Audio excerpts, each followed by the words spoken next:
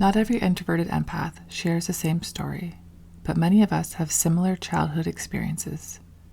Our environments influenced how we felt, how we coped, and how we learned to connect with the world. Our environments shaped us into who we became. And on today's episode of Quiet Minds, I'm exploring 8 signs that your childhood environment may have made you an introverted empath. Now, these signs definitely don't apply to every introverted empath, but if they do relate, they could offer some clarity and insight into your own journey.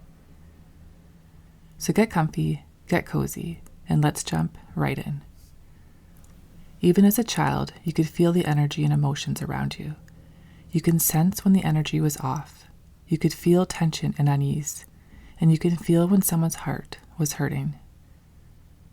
You notice the smallest changes in tone and the subtle expressions on people's faces. You could feel the feelings that people tried to hide. This wasn't something you learned or chose. It was simply how you experienced the world. And for many introverted empaths, this early emotional awareness became a survival tool, a way to stay connected and safe in an environment that may have felt unpredictable or overwhelming. You learn to read between the lines to protect your heart and your energy. And this deep sensitivity often means you've carried unspoken burdens and you've held on to emotions and experiences that were not your own. And while your sensitivity can be a beautiful gift that brings profound empathy to the world, it can also at times feel like a heavy weight sitting upon your shoulders. If your home was unpredictable or filled with emotional tension, you learned early on how to soothe and calm others, even when your own heart was silently breaking. You became the one who held space for everyone else's feelings, often at the expense of your own. Your sense of peace depended on others being calm and safe, so you learned to stay small, to stay quiet. Avoiding conflict wasn't just about keeping the peace, it was about survival. You sacrificed your own truth to prevent storms, even when it left you feeling unseen or unheard. Now as an adult, you might still find yourself playing the role of caretaker, putting others' needs before your own, sometimes to the point of exhaustion. You may avoid speaking up or setting boundaries, fearing that rocking the boat will bring chaos back into your life. Even when you crave honesty and connection, you might hold back your voice, worried that your feelings will create tension or rejection. Deep down, you long to be truly seen and heard, but the habit of shrinking to protect others can make that feel too risky or even impossible. When you showed sadness, anger, or overwhelm, those feelings were often brushed aside, dismissed as too much or too dramatic. Sometimes you were punished for your depth and made to feel like your emotions were a burden or inconvenient. Instead of receiving comfort and understanding, you learned to tuck those feelings away, hiding them beneath a mask of calm. Over time, you believed it was safer to keep your heart locked up, protecting yourself from judgment or rejection. Now around others, you might find yourself careful about what you share, holding back your feelings to avoid being seen as too much. You may keep conversations light, avoid vulnerability, or stay quiet when your heart is full, worried that showing too much might push people away. Even when surrounded by others, you can still feel alone. You may have noticed that people open up to you easily, sometimes within minutes of meeting you. They tell you things they've never said out loud. They cry without knowing why, or thank you for simply listening. This isn't random, it's because of the energy you carry. As a child, you were likely the quiet observer, the one who felt the tension in the room before anyone spoke, who noticed subtle shifts in tone or mood. You may have grown up around emotionally unavailable people, which taught you to become emotionally unavailable to yourself. You learned how to stay steady and calm when others couldn't. You became the one who held space for people, not because you wanted to, but because you had to. That early conditioning shaped how people now respond to you. Your empathy creates a sense of calm. You don't rush people. You don't try to fix them or save them. And because of that, they feel safe enough to share the things that broke their hearts. But while this openness from others can be meaningful, it can also leave you feeling responsible for emotions that aren't yours to carry. And it's important to remember that you're allowed to hold space without holding the weight. Being the one who listens doesn't mean you never get to be the one who's heard. When life felt heavy or overwhelming, your instinct was to retreat.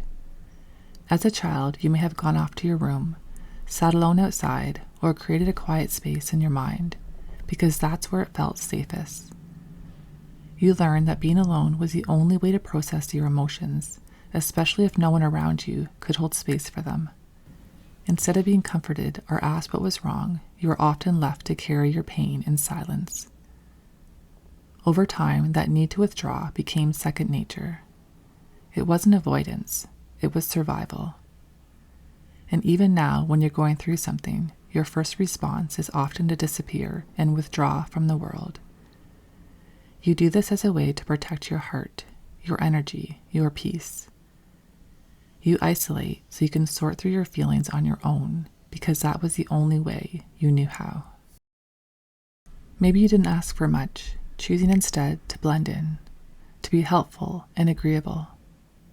You smiled through the hard times and kept your pain quietly tucked away. Meeting your own needs felt risky, so you avoided it. The less you required, the more others admired you. You learned that being good meant being easy to handle and invisible enough not to cause trouble. But in shrinking yourself to keep others comfortable, you lost touch with your own voice and desires. That compliance came at a cost you didn't fully see. Over time, it may have become difficult to express what you truly want. You might hesitate to share your feelings or ask for support, worried it could upset the balance or make you seem demanding. Sometimes you set your own needs aside to maintain peace, even when it leaves you feeling unseen or empty. Deep inside, there's a longing to reclaim your voice and honor your desires. Though those old patterns of surrender can make stepping into the unfamiliar space feel uneasy and uncomfortable. Whether at home, school, or among friends, you carried a subtle sense of being different. You experienced the world more deeply than most around you. You asked questions that felt too big for your age. Maybe you were even called too sensitive or weird, and not because there's anything wrong with you, but because your depth didn't quite fit into the surface level world that was around you. Perhaps people made fun of you for zoning out or getting lost in your imagination, not realizing that your inner world felt safer and more real than the outside. There were times it felt lonely, like you were out of step with those around you, unsure why you couldn't blend in or feel what they felt.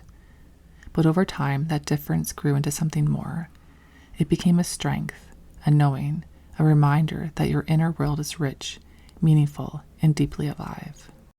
What once made you feel like you didn't belong is the very thing that makes you beautifully you. Now you might find that this depth still sets you apart. You may prefer solitude or meaningful conversations over crowds and small talk. Sometimes you feel overwhelmed by the emotions and energies around you, leading you to retreat or protect your space. At times, you might struggle to explain your experiences to others who don't see the world the way you do. And yet, this sensitivity continues to fuel your empathy, creativity, and insight, qualities that, when embraced, become your greatest strength. Early on, you learned that some parts of yourself weren't safe to share, so you became skilled at editing your words and your expressions to avoid judgment or rejection. You silenced the messy, imperfect, and vulnerable pieces, carefully curating what others saw so you could belong, so you could be loved. But in protecting yourself, you also dimmed your light. You traded authenticity for acceptance, always wondering what it'd feel like to be fully seen without needing to hide. Today, this habit might show up as a hesitation to speak your truth or reveal your full self. You may hold back parts of your personality or feelings, worried that they won't be understood or welcomed. It can feel easier to wear a mask of composure than risk being truly visible. Yet beneath that carefully maintained exterior, there's a longing to reconnect with your authentic self, to shine in your full complexity without fear. And as you begin to embrace that longing, you open the door to a freedom that comes from living openly and honestly, exactly as you are. If any of these signs feel familiar, know that you're not alone. Many introverted empaths carry these early experiences into adulthood, but with awareness comes healing. You're allowed to take up space, to feel deeply, to live honestly. You are not too much. You were never too much. You just needed the kind of love and understanding that honors who you are. I hope you enjoyed this episode of Quiet Minds. I'd love to hear your thoughts in the comments, and feel free to share this episode with someone who might need to hear it too. Thank you for being here today, and as always, stay true to who you are in your beautiful heart of hearts.